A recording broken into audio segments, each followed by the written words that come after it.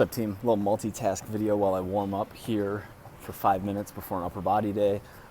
It's just been a super busy day, so like running all over, having time to shoot this video. Got a bunch of emails done, got a couple of programs designed, slept in, and then I have 2 buddies with birthdays tonight, so going out after this. But we're getting the video in, and I want to talk about not like how to optimally physiologically overcome an injury, but rather how to like mentally and program design wise and like lifestyle and attitude going into it. Because I mentioned this, I think, on Snapchat, that so the entire purpose of my training for the last 4 months, I mean, I'm in a surplus, I'm trying to build muscle all over, but there is a chest and bench strength specific focus to it.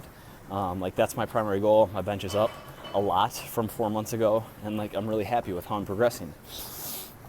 So on my first work set, like 5 or 6 days ago, I just felt on the last rep like my shoulder just, and I knew, like, not super serious, but a strain, because I tried to do another set a little bit lighter, and like after 1 rep I just knew intense pain on any pushing.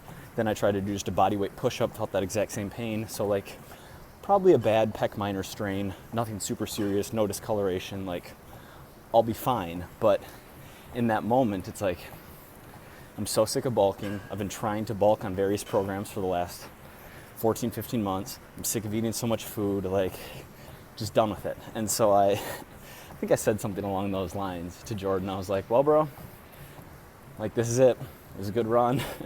And he's like, you're quitting? What do you mean? Like, you'll be back in a week, which is overly optimistic. But how I have clients deal with these types of, I call them wear and tear injuries, because when you're striving for some kind of elite performance and like really pushing it and like really trying to get stronger, even if you're executing with proper form, you're gonna get hurt.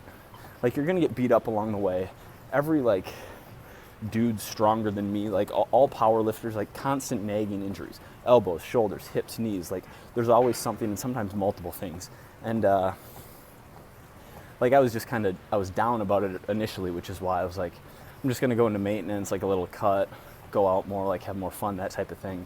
And he's like, we're not done. Like, your bench isn't where you want it to be. We're still going. And so what I'm doing right now, and what I have my clients do in situations like this, is do whatever you can do that doesn't hurt, like that doesn't cause pain. And it depends on the injury, but right now, the only things that are super painful are horizontal pressing and like reaching. Actually, it feels kind of good, but reaching overhead, the top of a wall slide, like no overhead pulling, no overhead pressing. But I can still train abs, I can still train legs, I can still train arms, I can still train pulling movements, which is a lot.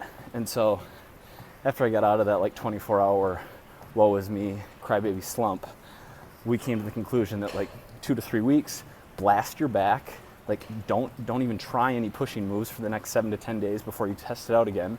Like, you'll be fine. It's a strain. Happens every 6 to 12 months somewhere on my body.